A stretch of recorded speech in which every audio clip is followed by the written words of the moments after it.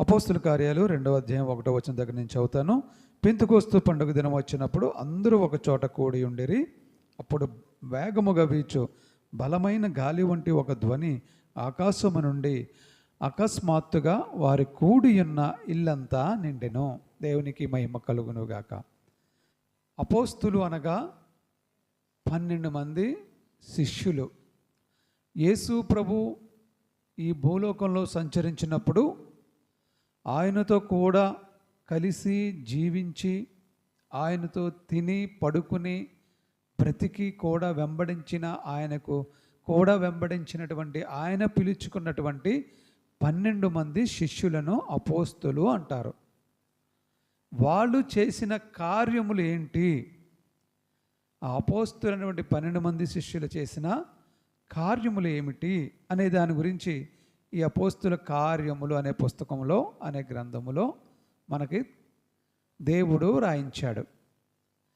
ఈ గ్రంథాన్ని ఎవరు రాశారు అంటే, ఈ అపోస్తుల కార్యాలు అనే పుస్తకాన్ని ఎవరు రాశారంటే లూకా అనే శిష్యుడు రాశాడు. ఈ లూకా అనే శిష్యుడు ఈ గ్రంథాన్ని రాశాడు అనడానికి ఇక్కడెక్కడ కూడా ఆయన పేరు కనపడదు. అపోస్తులలో లూకా గారు నేనే రాశానని ఎక్కడ ఆయన చెప్పుకోలేదు. కానీ మనకి ఎలా తెలుస్తుందంటే, ఇది లూకా గారే రాశారని ఎలా తెలుస్తుందంటే, లూకా గారు మరొక పుస్తకం రాశారు. ఏంటది? లూకా సువార్త. ఆయన రాసి ఆ తర్వాత ఈ అపోస్తుల కార్యాలు రాసినప్పుడు ఒక మాట రాశాడు. ఏంటంటే, ముందు పుస్తకములో ఏమి రాశాడో దాని గురించి ఇక్కడ ప్రస్తావించాడు.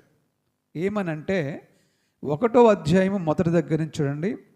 ఓ థెయోఫిలా, అపోస్తుల కార్యాలు 1వ అధ్యాయంలో 1వ వచనం దగ్గర నుంచి, ఓ థెయోఫిలా, యేసు తాను ఏర్పరచుకునిన అపోస్తులకు పరిశుద్ధాత్మ ద్వారా ఆజ్ఞాపించిన తరువాత ఆయన పరముకు చేర్చుకొనబడిన దినము వరకు ఆయన చేయుటకును బోధించుటకును ఆరంభించిన వాటన్నిటిని గూర్చి నా మొదటి గ్రంథమును రచించి తిని. అంటే ఏం చెప్తున్నాడు ఆయన? నా మొదటి గ్రంథంలో నేను ఏమి రాశానంటే, యేసు ప్రభువు గురించి ఆయన బోధించిన దాని గురించి, ఇంకా పరముకు చేర్చుకొనబడిన దినము వరకు కూడా, ఇవన్నీ కూడా నేను నా మొదటి గ్రంథంలో రాశాను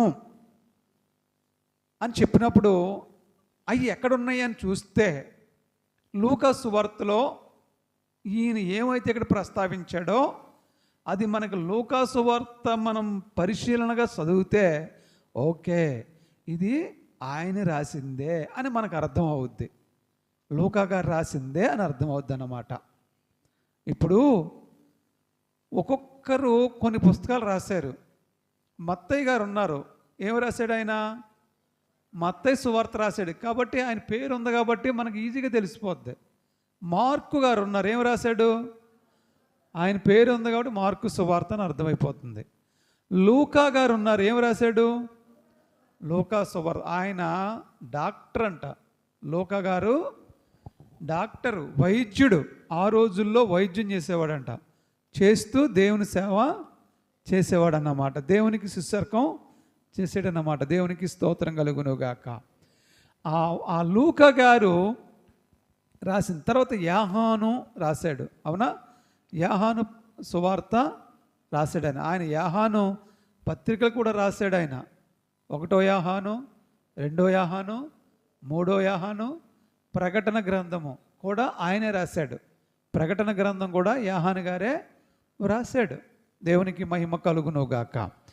ఇలా కొంతమంది కొన్ని పుస్తకాలు రాశారు. పేతురు, 1వ పేతురు, 2వ పేతురు, ఇలా యాకోబు రాశాడు. ఇలా పుస్తకాలు రాశారు. అంతకంటే యేసు ప్రభు పుట్టక మునుపు సొలొమోను గారు రాశారు. ఈ బైబిల్ గ్రంథంలో 3 పుస్తకాలు ఆయనయే. ఏం చెప్పాను మీకు గతంలో? ఏమైనా గుర్తుందా ఎవరికైనాను? ప్రసంగి, సామెతలు, పరమగీతాలు. ఈ 3 కూడా సొలొమోన్ గారు రాసినయే. ఓకేనా? అంటే అందులో ఉన్న భావాలను బట్టి, అందులో ఉన్న మ్యాటర్ను బట్టి, అందులో ఉన్న వాక్యాలను బట్టి మనకు అర్థమవుద్ది ఇది ఎవరు రాశారు అనే దాన్ని బట్టి.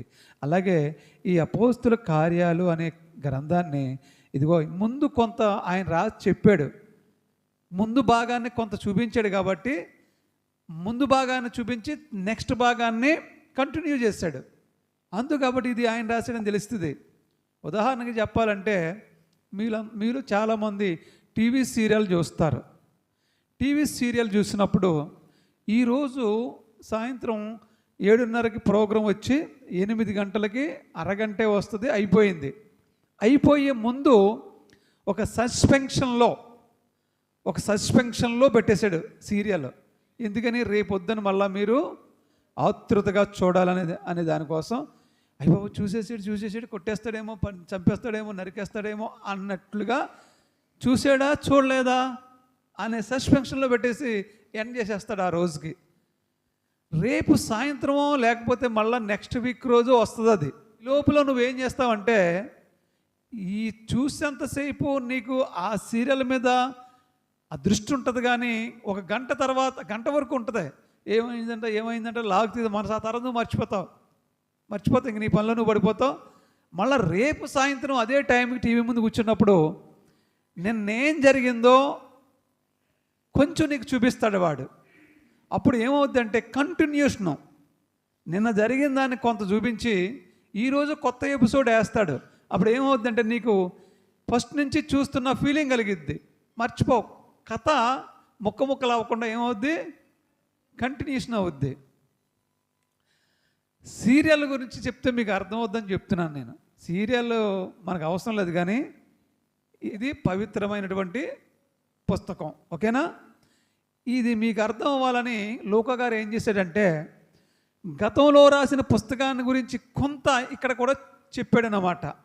చెప్పి ఇదిగో తర్వాత నేను ఇది కంటిన్యూ చేస్తున్నాను, అర్థం అవుద్దని ఇది చెప్పాడు. నిజానికి లూకా సువార్త అయిపోయిన తర్వాత వెంటనే దాని కింద అపోస్తల కార్యాలు పెడితే అప్పుడు అర్థమైపోద్ది, ఓహో ఇది లూకా గారు ఇలా రాసి. కానీ మధ్యలో ఏమొచ్చింది? యోహాను సువార్త వచ్చేసింది. దేవునికి స్తోత్రం కలుగునుగాక. అందుకు కాబట్టి ఈ ఉన్నదాన్ని బట్టి మనకు అర్థం చేసుకోవాలి. ఇప్పుడు వీళ్ళు ఎందుకు రాశారు ఈ పుస్తకాలు ఇలాగా? మత్తయ్య గారు కానీ, లూకా గారు కానీ, మార్కు గారు కానీ, యోహాను గారు కానీ, పేతురు గారు కానీ, అపోస్తలు కానీ, పౌలు గారు కానీ వాళ్ళని ఎందుకు రాశారంటే యేసు ప్రభు దినాల్లో ఏం జరిగిందో మనకు తెలుసా? చెప్పండి. యేసు ప్రభుని ఎలా దెబ్బలు కొట్టారో మనం చూసామా? మనం చూసిన వాళ్ళు దగ్గర ఉన్నారు. సపోజ్ మన ఊళ్ళో ఎవరో ఇద్దరు దెబ్బలాడుకున్నారు, ఎవరో ఇద్దరు కొట్టుకున్నారు అనుకుందాం, ఉదాహరణ అనుకుందాం. కొట్టుకునేటప్పుడు ఏ మోసే గారు లాంటిడో ఏ జానో దగ్గర ఉన్నారు, బీభత్సంగా కొట్టుకున్నారు. ఒకరిని హాస్పిటల్ తీసుకుపోయారు, ఒకరినేమో స్టేషన్ తీసుకుపోయారు. ఓకేనా? ఏం జరిగిందో ఊరంతా గలిబిలి కింద ఉందో, ఏం జరిగిందో కరెక్ట్గా ఎవరికీ తెలియదు. అప్పుడు నీకు నేను చెప్తాను, నేను చూశానని చెప్పి మోషే గారిని జాను వచ్చారు. నేను చూసాం, పలానా ఓడు ముందు కత్తిచ్చుకునేసాడు, ఆ తర్వాత రెండోవాడు కర్రతో బుర్రబద్దలు కొట్టాడు, నీ దగ్గర ఉన్నాను ఆ రోజు, నేను చూశానని పర్ఫెక్ట్గా పోసకొచ్చినట్లు మోషే గారు చెప్పాడు. ఆ తర్వాత మళ్ళా కొంతసేపటికి మళ్ళీ ఇంకో గుంపు ఉంది.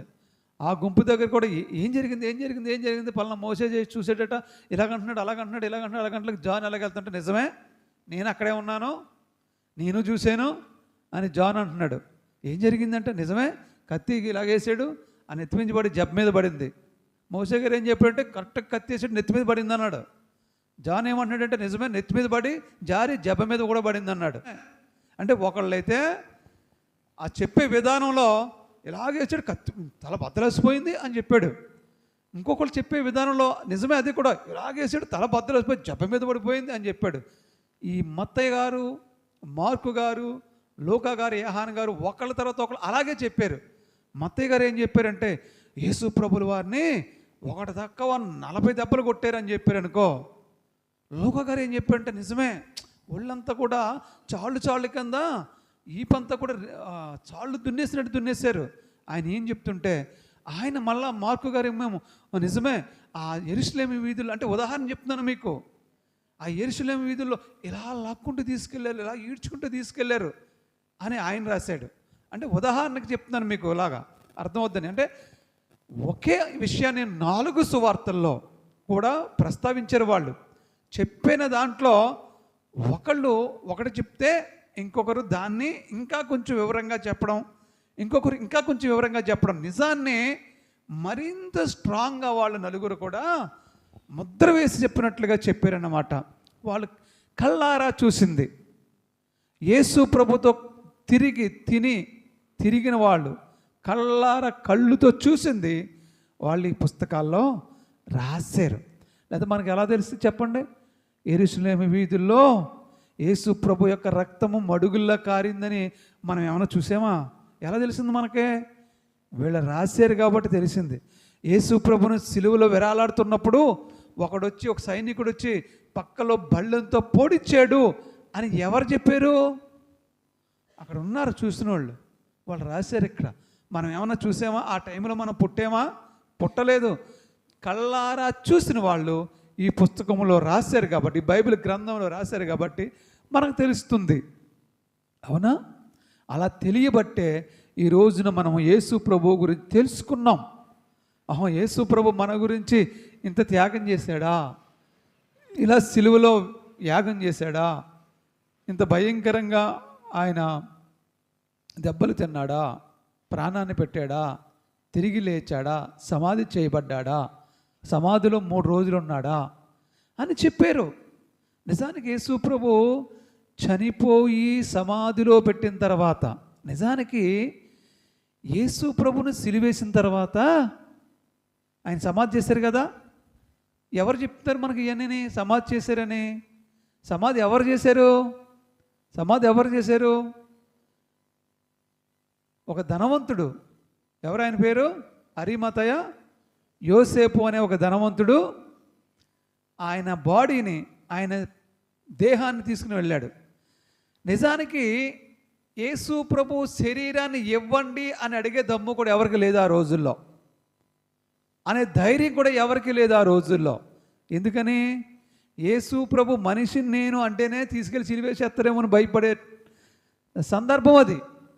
యేసు ప్రభు మనిషిని నేను అని తెలిస్తే నాకు కూడా సిలువేసేస్తారేమో, నన్ను కూడా వృద్ధి చేస్తారేమో, నన్ను కూడా చంపేస్తారేమో అని ఎవరి మట్టుకు వాళ్ళు బీకబీకలైపోతున్నారు. అర్థమవుతుందా? అలాంటప్పుడు ఆయన శరీరాన్ని ఇమ్మని అడగడం ఏంటి? సమాధి కార్యక్రమం కూడా చేసేంత ధైర్యం ఎవరికైనా ఉంటుందా చెప్పండి? ఉంటుందా? ఎవ్వరికీ ఉండదు.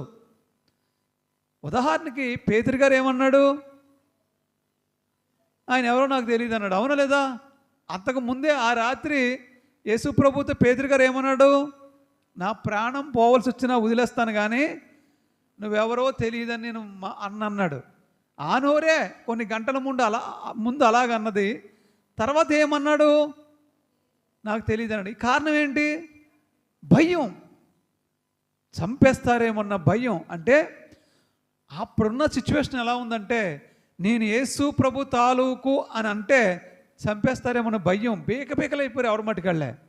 మరి అలాంటి టైంలో సిలువలో చనిపోయాడు యేసు ప్రభు. ఆ దేహాన్ని కిందకి దింపి సమాధి కార్యక్రమం చేయడానికి ఎవరు వస్తారండి దగ్గరికి? ఇదిగో సమాధి కార్యక్రమానికి కానీ వెళ్ళేవా నీ పని అయిపోద్ది ఏమనుకుంటున్నావు అంటారు. అంతే. అక్కడ వెళ్తారు ఎవరైనా? దేవుడికి తెలిసి ఎవరిని వాడుకోవాలో, దేవుడికి తెలిసి ఎలాంటి వాళ్ళని వాడుకోవాలో. అప్పుడు ఎవరిని వాడుకున్నాడో తెలిసే దేవుడు అరిమతయ యోసేపు అనే ధనవంతుని వాడుకున్నాడు. అతను వెళ్ళి అడిగితే ఎవరు నోరెత్తలేదు. తెలుసా మీకు? ఎందుకు ఎత్తరో తెలుసా? అతనికి పిలాతును అడిగేంత స్తోమతున్న మనిషి. అంటే ఎవరు ఏ స్థాయిలో వాడు ఎవరిని అడిగితే బాగుంటుందో వాళ్ళు అడిగితే పని అయిపోద్ది వెంటనే. ఇప్పుడు రిలయన్స్ అంబానీ ఇక్కడికి వచ్చాడు అనుకోండి, రిలయన్స్ అంబానీకి ఏమీ రాజకీయంగా అధికారం లేదు, కానీ ఇక్కడికి వచ్చి నాకు పలానా కలెక్టర్ని పంపించండి అంటే ఏం చేస్తారు? సీఎం గారు వెంటనే పంపించేస్తాడు. ఫలానా మినిస్టర్ని పంపించండి సీఎం గారు నాకు ఫోన్ చేశాడు అనుకో, వెంటనే మినిస్టర్ని పంపించేస్తాడు. ఎందుకని? అతనికి ఉన్న స్థాయి అలాంటిది. అదే నేను నువ్వు అడిగామనుకో, తీసుకెళ్ళి ఎక్కడ వాడేస్తారు? జైల్లో వాడేస్తారు. అర్థమవుతుందా? మన స్తోమత అది, ఆయన స్తోమత అది. అలాగే సిలువ మీద వేలాడుతున్న యేసు ప్రభుని దింపి ఇవ్వండి ఎవరన్నా సామాన్యుడు అడిగాడు అనుకో, ఆడిని కూడా తీసుకెళ్ళి సిలువ వేసేస్తారేమో భయం. ఎవడు అడగలేదు అక్కడ. కానీ అరిమత యోసేపు అడిగాడు. అడిగితే పిలాతు కాదనలేదు, తీసుకోండి వెళ్ళి అన్నాడు. అంటే ఆ అరిమత యోసేపు స్థాయి అలాంటిదన్నమాట. దేవుడు ముందుగానే అతన్ని ఆ స్థాయిలో ఉంచాడు. దేవుడు ముందుగానే అతన్ని సిద్ధపరచుకున్నాడు. ఎందుకంటే ఆయన తెలుసు కదా, దేవుడికి రాబో ఫ్యూచర్ అంటే తెలుసు కదా. అలాగే ధనవంతుడైన స్టేటస్ ఉన్న వ్యక్తి అయినా అక్కడ పని జరగాలంటే దేవుని యొక్క కృప ఉండాలి. ఈ అరిమత యోసేపు అడిగినప్పుడు ఆ పొంతు పిలాతు లేకపోతే అక్కడ ఉన్నటువంటి ఎవరైతే దీనికి సంబంధించినటువంటి అధికారులు ఎవరినైతే అడగాలో వాళ్ళని అడిగినప్పుడు దేవుడు ఏం చేశాడండి? ఆ అధికారుల్ని కూడా దేవుడు మనసును మార్చాడు. అంటే మనము చేసే పనికి, మనము ఏదైనా ఒక పని చేసినప్పుడు మన శక్తి చేత మనం పనిచేస్తూ ఉంటాం, మన బలము చేత మనం పనిచేస్తూ ఉంటాం, మనకున్న ఇన్ఫ్లుయెన్స్ ఉపయోగిస్తాం, మనకున్న ధనాన్ని ఉపయోగిస్తాం, మనకున్న పలుకుబడిని ఉపయోగిస్తాం. మంచిదే, తప్పులేదు. కానీ వీటితో పాటుగా యేసుక్రీస్తు ప్రభు యొక్క సహాయం కూడా మనకు కావాలి. ఆయన నమ్మిన బిడ్డలకి ఆయన నమ్మిన బిడ్డలకి ఆయన మీద విశ్వసించే బిడ్డలమైన మనకు యేసుక్రీస్తు ప్రభు యొక్క సహాయము కావాలి. మనకి కాకుండానే మనంగా ఏ బలముతోనూ ఏ పని కూడా మనము చేయలేము. దేవుని సహాయం మనకు లేకపోతే సహాయం చేసేవారు కూడా జోగుపోతారు అని దేవుని వాక్యం సెలవిస్తూ ఉంది. సహాయం చేసేవాళ్ళు కూడా వెనకకు మళ్ళుతారని దేవుని వాక్యం సెలవిస్తూ ఉంది. కాబట్టి మనకి సహాయం కావాలంటే దేవుని సహాయం కంపల్సరీగా మనకి ఉండాలి. అప్పుడే మనం ఏం చేసినా చెల్లుబాటు అవుద్ది. దేవుని యొక్క అనుమతి లేకుండా మనం ఏమీ చెల్లుబాటు కాలేము. ఈ అరిమత యోసేపు అడిగినప్పుడు ఆయనకు ఆ స్టేటస్ ఉంది, అడిగే కెపాసిటీ ఉంది, అడిగే స్తోమత ఉంది, అడిగే ధైర్యం ఉంది. ఎందుకంటే ధనవంతుడు కాబట్టి అతనికి ఎవరు ఎదురు చెప్పలేరు కాబట్టి, మొగమాటం కాదనలేరు కాబట్టి, అతని జోలికి ఎవరు అంత బేగా వెళ్ళలేరు కాబట్టి అతను అడగగలిగాడు. అడిగిన వెంటనే ఒప్పుకునే స్థితి దేవుడు అక్కడ కనిపించాడు. కాబట్టి యేసు ప్రభుని సమాధి చేశారు, తీసుకొచ్చారు, కొత్త సమాధిలో పెట్టారు. ఆయన అందులో ఉన్నాడు. అయితే మనం అందరం ఏమనుకుంటామంటే 3 రోజులు కూడా యేసు ప్రభు సమాధిలో ఉండిపోయాడు కావాలి అనుకుంటాం మనం. కాదది. యేసు ప్రభు సమాధిలో పెట్టిన తర్వాత ఆయన ఎక్కడికి వెళ్ళాడంటే సమాధిలో ఉండగానే ఆయన కిందకి పాతాళ లోకంలోకి వెళ్ళాడు. ఆయన కిందకి వెళ్ళి అప్పుడు వరకు చనిపోయిన వారందరూ కూడా కింద బంధింపబడి ఉన్నారు ఆత్మలు. అప్పటి వరకు ఎంతమంది అయితే చనిపోయి ఉన్నారో పెద్దవాళ్ళు పాత నిబంధన గ్రంథంలో 3 మంది ఉన్నారు. వాళ్ళందరి ఆత్మలు ఎక్కడ ఉన్నాయో తెలుసా? అప్పటి వరకును కింద పాతాళ లోకంలో చెరగా ఉన్నారు. వాళ్ళు బంధింపబడి ఉన్నారు. దానికి ఉదాహరణగా ఒకటి తెలుసు మనకి. సమూయేలు ప్రవక్త, దావీదుని అభిషేకించిన సమూయేలు ప్రవక్త, ఆ ప్రవక్త చనిపోయిన తర్వాత ఒక రోజున ఇక దేవుని దగ్గర విచారం చేయడానికి ఎవరు లేరని సౌలు, కీసు కుమారుడైనటువంటి సౌలు రాజుగా ఉన్న కాలంలో దేవుని నిర్ణయం ఏమిటో తెలుసుకుందామని సౌలు లేడు కాబట్టి, సమూయేలు లేడు కాబట్టి, ఇంత క్రితం వస్తే సమూయేలు ప్రార్థన చేసి దేవుణ్ణి అడిగి చెప్పేవాడు యుద్ధానికి వెళ్ళాలా వద్దా అనేది. ఇప్పుడు సమూయేలు లేడు కాబట్టి, చనిపోయాడు కాబట్టి సమూయేలు ఆత్మను రప్పించమని ఒక సోదె చెప్పే స్త్రీ దగ్గరికి వెళతాడు. వెళితే ఆమె సమూయేలు ఆత్మను రప్పిస్తుంది. సమూయేలు ఆత్మను రప్పించినప్పుడు సమూయేలు ఎక్కడి నుంచి వస్తారో తెలుసా? పరలోకం నుంచి రాడు. ఎక్కడి నుంచి వస్తారో తెలుసా? సమూయేలు ఆత్మ భూమిలో నుండి పైకి వస్తాడు. భూమిలో నుండి పైకి వస్తాడు సమూయేలు ఆత్మ. అర్థమవుతుందా? అలాగని చెప్పేసి మీరు సోది చెప్పించుకోకండి. అది వేరు, ఇది వేరు. ఓకేనా? దేవునికి స్తోత్రం కలుగునుగాక. సమూయేలు ఆత్మ భూమిలోంచి వచ్చి మాట్లాడతాడు. అంటే సమూయేలు ఆత్మ ఇప్పుడు ఎక్కడుందంట? అప్పుడు ఎక్కడున్నట్టు? భూమి లోపల ఉంది, పాతాళంలో ఉంది, పైన లేదు, పరలోకంలో లేదు. మరి నిజానికి సమూయేలు ఎక్కడ ఉండాలి? పరలోకంలో ఉండాలి. ఎందుకంటే సమూయేలు అంటే మామూలుడు కాదు కదా, దేవుని ప్రవక్త. దావీదు గారిని అభిషేకించినటువంటి ప్రవక్త, ఇశ్రాయేలు రాజు అయినటువంటి సౌలునే రాజుగా అభిషేకించిన ప్రవక్త, అన్న లేక లేక పుట్టిన మ్రొక్కుబడి చేసుకున్నట్టు కుమారుడు అయినటువంటి సమూయేలు. అలాంటి గొప్పవాడు ఆత్మ ఎక్కడుందండి? పాతాళంలో బంధింపబడి చెరగా ఉంది. వాళ్ళందరినీ, అప్పటి వరకు చనిపోయిన వాళ్ళందరినీ, పాతాళ లోకంలో ఉన్న వాళ్ళందరినీ దేవుడు పైకి తీసుకెళ్ళడానికి ఆయన సమాధిలో నుండి పాతాళం వెళ్ళి ఆ చెరగా తీసుకుని పైకి తీసుకెళ్ళిపోయాడు. దేవునికి స్తోత్రం కలుగును గాక. హల్లెలూయా, హల్లెలూయా. మరి నాకు తెలిసి మరి అబ్రహాము కూడా అప్పుడు కిందే ఉన్నాడేమో, పాతాళంలోనే ఉన్నాడేమో ఒకవేళ అబ్రహాము. ఆ తర్వాత పైకి వెళ్ళి ఉంటాడేమో యేసుప్రభు వచ్చిన తర్వాత. అమ్మా అయితే తర్వాత లాజరును ఎవరు, ధనవంతుడు స్టోరీ ఉంది కదా. అప్పుడు ఈ ధనవంతుడు ఏమని అడుగుతాడు? అబ్రహాము రొమ్మున ఆనుకుని ఉన్నటువంటి లాజరును చూస్తాడు. అంటే అప్పుడు అబ్రహాం ఎక్కడున్నాడు? పరలోకంలో ఉన్నాడు. అంటే దేవుడు వీళ్ళందరినీ ఎక్కడ తీసుకెళ్ళాడు? తర్వాత పరలోకానికి తీసుకెళ్ళాడు. అది నేను అనుకుంటున్నాను. దేవునికి స్తోత్రం కలుగును గాక. హల్లెలూయా. అంటే వీళ్ళందరూ యేసు ప్రభువు సమాధి చేయబడి ఆ రోజు తోటి వాళ్ళకున్న బందీ అంతా కూడా ఏమైందండి? విడుదల వచ్చింది. అంటే ఈ లోకంలో ఉన్న ప్రజలకే కాదు విడుదల, అప్పటి వరకు బంధింపబడి ఉన్న ఆత్మలకు కూడా విడుదల వచ్చిందన్నమాట. దేవునికి స్తోత్రం కలుగును గాక. హల్లెలూయా. ఆ విధంగా దేవుడు అలా జరిగించి 3వ రోజున మళ్ళా సమాధి నుండి బయటికి రావడము, ఆయన అనేకులకి కనిపించడము, 40 రోజులు భూమి మీద సంచరించడం, అనేక అద్భుతాలు మళ్ళీ చేయడం, ఆ తర్వాత మహిమ శరీరంతో ఆరోహణం అవడం. మనం అన్నీ కూడా ఈ గ్రంథం ద్వారా, మన పుస్తకాలు, ఈ యొక్క బైబిల్ ద్వారా మనం తెలుసుకుంటాం. ఇవిలా జరిగినవి అని ఎవరు చెప్పారు మనకి? 12 మంది శిష్యులు, ఆయన కూడా తిరిగిన వాళ్ళు.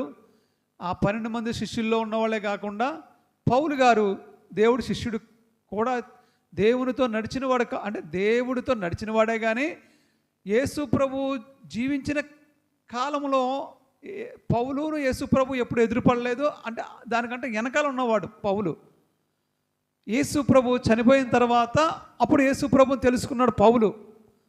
కాబట్టి యేసు ప్రభు శిష్యుల్లో ఒక్కడు కాదు కానీ ఇతడు కూడా అపోస్తలుడు అనబడ్డాడు. పౌలు గారు కూడా ఆయన బోల్డు పుస్తకాలు రాశాడు, దున్నేసాడు. మొత్తం సువార్త అంతా ఎక్కువ చేసింది ఆయనే. ఈ విధంగా దేవునికి స్తోత్రం కలుగును గాక. హల్లెలూయా. మరి మంచిది, సంతోషం. వీళ్ళందరూ కలిసి ఈ విధంగా పుస్తకాలు రాశారు కాబట్టే ఈ రోజున యేసు ప్రభు గురించి మనకు తెలిసింది కాబట్టే మనం నమ్ముకున్నాం. మంచిది. అయితే మొట్టమొదటిసారిగా సంఘం ఏర్పడింది. సంఘం ఏర్పడింది. ఎవరెవరు ఆ సంఘములో ఉన్నారు? ఇప్పుడు మనం పాస్టర్లుగా మనం అంటాం. ఒక పాస్టర్ గారు అంటారు, తొలుగుంట కాతేరు పాస్టర్ గారు అన్నారు. ఒకసారి రావులపాలెంలో నేను సంఘం పెట్టినప్పుడు 3 వచ్చారండి. కొబ్బరాకులు పందిరేసి నేను స్టార్ట్ చేశాను బేతేస్తా ప్రార్థన. 3 విశ్వాసులు వచ్చారు, ఈవేళ కొన్ని వేల మంది వచ్చారని చెప్తుంటాడు. అలాగే కలవరి సతీష్ కుమార్ గారు ఫస్ట్ టైం నాకు 25 మందితో స్టార్ట్ చేశాను, 25 మందిలో పోయి కొన్ని లక్షల మంది అయ్యారు అంటాడు. అలాగే ఒక్కొక్కరు అయితే 2తో స్టార్ట్ చేశాను, 3తో స్టార్ట్ చేశాను, 10 మందితో స్టార్ట్ చేశాను, ఇప్పుడు 100 మంది అయ్యారని చెప్తారు. అలాగే స్టార్టింగ్ ఫస్ట్ గుంట సంఘం ఎంతమందితో స్టార్ట్ చేశారంటే ఇంచుమించుగా 120 మందితో సంఘాన్ని స్టార్ట్ చేశారు. ఏ సంఘం అమ్మా? సార్వత్రిక సంఘం. అంటే ఇలా మన సంఘం, ఈ ఊళ్ళో సంఘం కాదు. స్టార్టింగ్ అసలు అప్పటికి సంఘమే లేదు ప్రపంచంలో, కదా భూమి మీద ఎక్కడ సంఘం లేదు. మొదటి సంఘము స్థాపించిన వారు ఎవరు, ఎంతమంది ఉన్నారు మనం చదువుకుందాం. అపోస్తుల కార్యాల్లో 1వ అధ్యాయములో 12వ వచనం దగ్గర చదువు. అపోస్తుల కార్యాలు 1వ అధ్యాయము 12వ వచనం. అప్పుడు వారు ఒలీవల వనమనబడిన కొండ నుండి యెరూషలేమునకు తిరిగి వెళ్ళి, ఆ కొండ యెరూషలేమునకు విశ్రాంతి దినమున నడవలసినంత సమీపమున ఉన్నది. వారు పట్టణములో ప్రవేశించి తాము బస చేయుచుండిన మేడ గదిలోకి ఎక్కిపోయిరి. వారెవరనగా పేతురు. ఇదిగో చూడండి అమ్మా, వినండి. ఇలాగా ఫస్ట్ సంఘాన్ని ఎక్కడ స్థాపించారు, ఎంతమంది స్థాపించారు, ఎవరు స్థాపించారు అనేది ఇక్కడ మనకు తెలుస్తుంది. ఎంతమంది ఎక్కడ స్థాపించారంటే, ముందు ఎవరెవరు స్థాపించారో చూద్దాం. ఓకే, ఎవరెవరు స్థాపించారంటే పేతురు, యాహాను, యాకోబు, ఆంద్రేయ, ఫిలిప్పు, తోమ, బర్తలోమయి, మత్తయి, అల్ఫయి కుమారుడగు యాకోబు, జెలోతే అనబడిన సీమోను, యాకోబు కుమారుడగు యూదా అనువారు. అంటే పేతురు గారితో పాటుగా వీళ్ళందరూ ఉన్నారు శిష్యులు. వీరితో పాటుగా ఇంకెవరు ఉన్నారంటే వీరందరూ, వీరితో కూడా కొందరు స్త్రీలును. అంటే వీళ్ళతో పాటుగా కొంతమంది స్త్రీలు కూడా ఉన్నారంట. ఇక్కడ ఒకటి పాయింట్ మీరు నోట్ చేసుకోవాల్సింది ఏంటంటే, ఈ స్త్రీలందరూ కాకుండా యేసు తల్లి అయిన మరియయు ఆయన సహోదరులను ఏక మనసుతో ఎడతెగక ప్రార్థన చేయుచుండిరి. అర్థమవుతుందా మీకు? ఆయన శిష్యులతో పాటుగా కొంతమంది స్త్రీలు ఉన్నారంట. ఆ స్త్రీలే కాకుండా యేసు ప్రభు తల్లి అయినటువంటి మరియమ్మ గారు కూడా ఫస్ట్ స్టార్ట్ చేసిన సంఘములో ఆవిడ ఉన్నారంట. అంతేకాదు మరియమ్మ గారి పిల్లలు కూడా ఉన్నారంట. అక్కడ యేసు ప్రభు సహోదరులు కూడా ఉన్నారంట. అంటే యేసు ప్రభువే కాకుండా మరియమ్మ గారికి ఇంకా పిల్లలు పుట్టారు. మీకు తెలియని విషయం ఏమిటంటే, యేసు ప్రభు ఒక్కడే కొడుకు గౌలు మరియమ్మ గారికి అనుకుంటారు. కాదు, యేసు ప్రభు తర్వాత ఇంకా పిల్లలు పుట్టారు, యోసేపుకిని మరియమ్మకినే. వాళ్ళు కూడా ఫస్ట్ సంఘంలో ఏర్పడ్డారంట. వీళ్ళందరూ ఏకమవుతే ఎంతమంది అయ్యారు తెలుసా? ఇంచుమించుగా 120 మంది ఏర్పడి ఎక్కడ సంఘం ఏర్పాటు చేశారు తెలుసా? ఒక మేడ గది అంట. ఆ మేడ గది ఎందుకు తీసుకున్నారు వీళ్ళు? బస చేయడానికి. అంటే వీళ్ళు ఎక్కడెక్కడ తిరిగి వచ్చి అక్కడ తిని పడుకోవడానికి ఒక మేడ గదిని తీసుకున్నారు. అదే చర్చిగా వీళ్ళు మలుచుకుని అక్కడే ప్రార్థన స్టార్ట్ చేశారు. దేవునికి స్తోత్రం కలుగును గాక. ఎక్కడది? యెరూషలేమునకు తిరిగి వెళ్ళిరి. ఆ కొండ యెరూషలేమునకు విశ్రాంతి దినమున నడువన దగ్గర సమీపం ఉన్నది. వారి పట్టణములో ప్రవేశించి తాము బస చేయుచుండిన మేడ గదిలోనికి వెళ్ళిరి. యెరూషలేములో ఒక మేడ గదిలో 120 మందితో స్టార్ట్ అయిన సంఘం ఈవేళ ఎంతమంది ఉన్నారమ్మా? కొన్ని వందల కోట్ల మంది ఉన్నారు. కొన్ని వందల కోట్లు, సుమారుగా 400 కోట్లు ఉండొచ్చు సంఘం. ఎంతమందితో స్టార్ట్ అయింది? 120 మందితో స్టార్ట్ అయింది. ఇప్పుడు ఎంతమంది ఉన్నారు నాకు తెలియదు, కానీ ఉజ్జాయింపుగా చెప్తున్నాను. కొద్ది అటు ఇట్లో ఉంటుంది. 400 కోట్ల మంది ఉండొచ్చేమో అనుకుంటున్నాను. నేను చెప్తున్నాను అంతే. ఎంతమందితో స్టార్ట్ అయింది? ఎంతమంది ఉన్నారు? దేవునికి స్తోత్రం కలుగునుగాక. పెరగాలండి, పెరగాలి, పెరుగుతూ ఉండాలి. దేవునికి స్తోత్రం కలుగునుగాక. సంఘమైన మన జీవితమైనా ఏమైనా పెరగాలి. దానికోసం మనము ప్రార్థన చేయాలి. ఇప్పుడు చూడండి ఏం చేశారు వాళ్ళు. 120 మంది ఎడతెగక ప్రార్థన చేస్తూ ఉన్నారంట. 120 మంది ఎడతెగక ప్రార్థన చేస్తూ ఉంటే అందులో మధ్యలో ఒక ఆయన లేచి నిలబడ్డాడంట. ఎవరైనా? పేతురు గారు లేచి నిలబడ్డాడంట. అంటే ఆయన పాస్టర్ గారు, మొట్టమొదటి పాస్టర్ గారు ఎవరండి?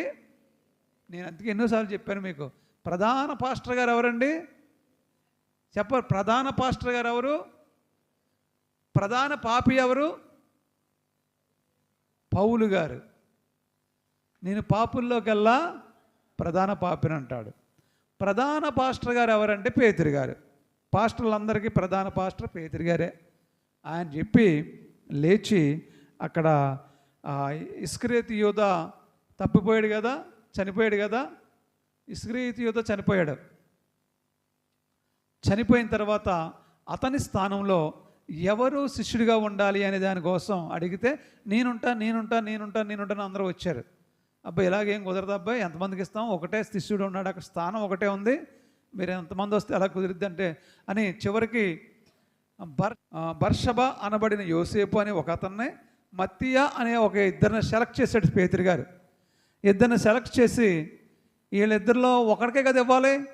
అప్పుడు ప్రార్థన చేసి, ప్రభా ఎవరి పేరట నువ్వు సీటీలు ఇస్తే వాళ్ళే శిష్యుడిగా ఉంటాడు, 12వ శిష్యుడిని ప్రార్థన చేస్తే మత్తీ గారి పేరున సీటీ వచ్చింది. ఆయన 12వ శిష్యుడిగా జాయిన్ అవ్వాడు. దేవునికి స్తోత్రం కలుగును గాక. ఆ తర్వాత వీళ్ళందరూ కలిసి ఒక చోట కూడి ప్రార్థన చేస్తున్నారంట, పేతురు గారు ఈ 120 మంది కలిసి.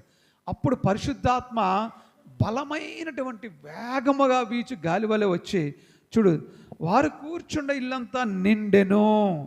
చూడండి ఎలా వచ్చాడంటండి.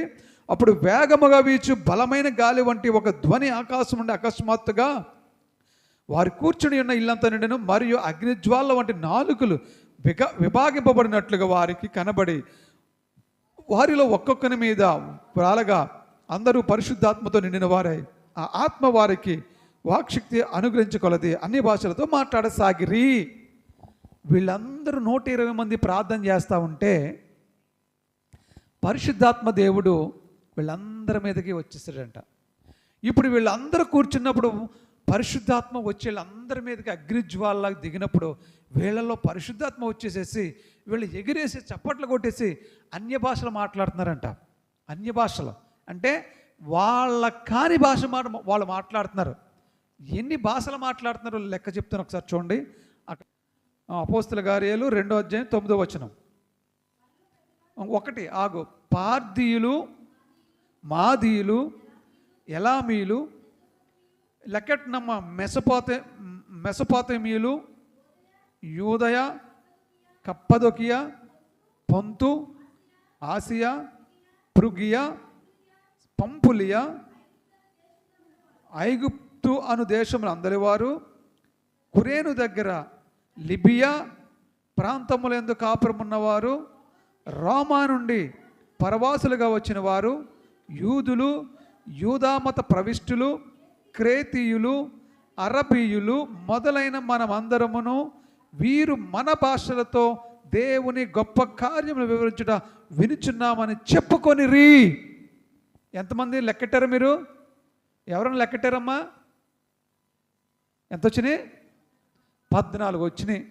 అంటే 14 భాషల్లో వాళ్ళు మాట్లాడుతున్నారు. ఎవరమ్మా? 120 మంది కూడా 14 మంది భాషల్లో మాట్లాడుతున్నారు. ఇప్పుడు నేను మీకు ఇంకా బాగా అర్థమయ్యేలా చెప్తాను.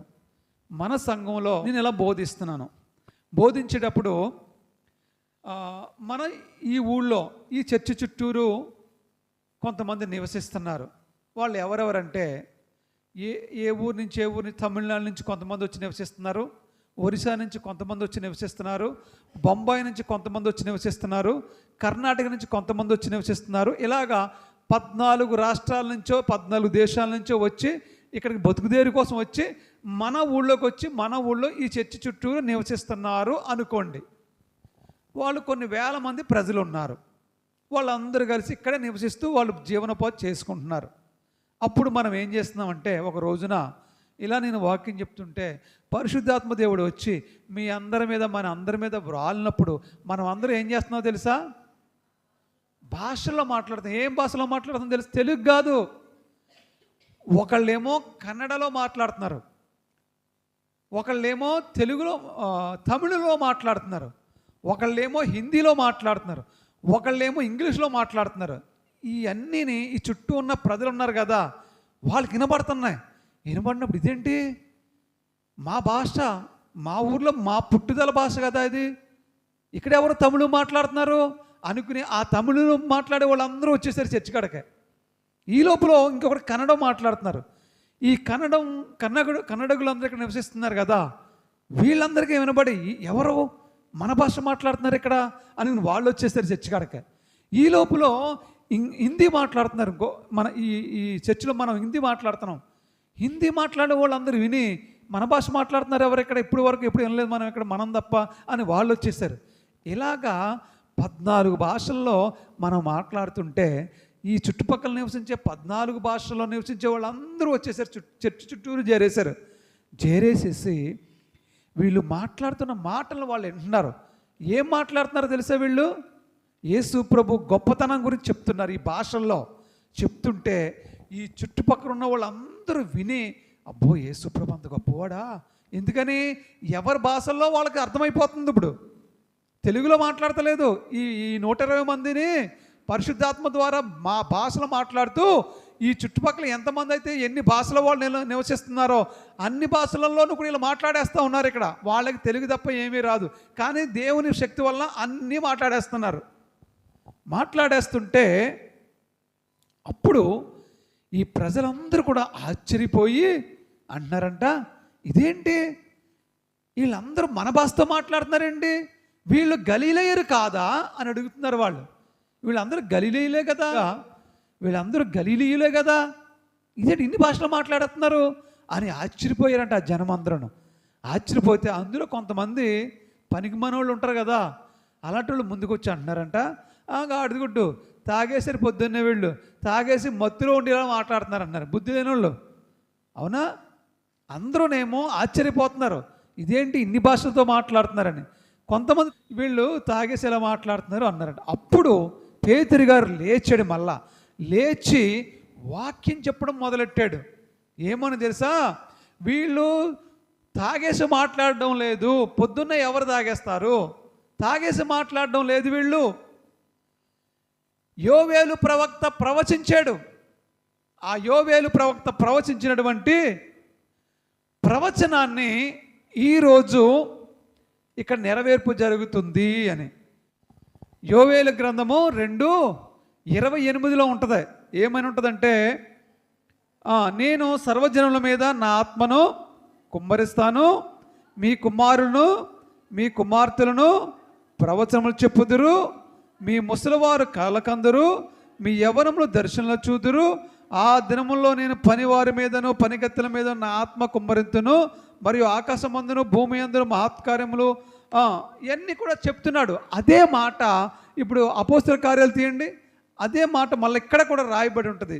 అపోస్తల కార్యాల్లోనే 2వ అధ్యాయంలోనే చూడండి, అక్కడ చూడండి 17వ వచనం చూడండి 16లో యోవేలు ప్రవక్త ద్వారా చెప్పబడిన సంగతి ఇది ఏమనగా, అంత్యదినములందు నేను మనుషులందరి మీద నా ఆత్మను కుమ్మరించెదను, మీ కుమారులు మీ కుమార్తెలు ప్రవచించెదరు, మీ యవ్వనులకు దర్శనము కలుగును, మీ వృద్ధులు కళ్ళకందరు. ఆ దినముల్లో నా దాసుల మీద నా దాసుండ్ర మీదను నా ఆత్మను కుమ్మరించెదను కనుక వారు ప్రవచించెదరు అని యోవేలు ప్రవక్త ఏది చెప్పాడో అది ఇక్కడ పేతురు గారు చెప్తున్నాడు. వీళ్ళు ప్రవచిస్తున్నారు.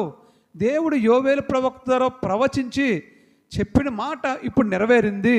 వీళ్ళు తాగేసి మాట్లాడడం లేదు, దేవుని ప్రవచన నెరవేర్పు, దేవుని వల్ల వీళ్ళు ఇలా మాట్లాడుతున్నారు అని చెప్పి దేవుని గురించి సువార్త చెప్పడం మొదలెట్టాడు. అక్కడ దేవుని గురించి వాక్యం చెప్పడం మొదలెడితే పేతురు గారు చెప్పడం మొదలెడితే ఈ వచ్చిన వాళ్ళందరూ ఏమన్నారో తెలుసా, వాక్యాన్ని విని వాళ్ళ హృదయంలో పొడవబడి, అయితే ఇప్పుడు మేము ఏం చేయాలి అని అడిగారు పేతురు గారిని.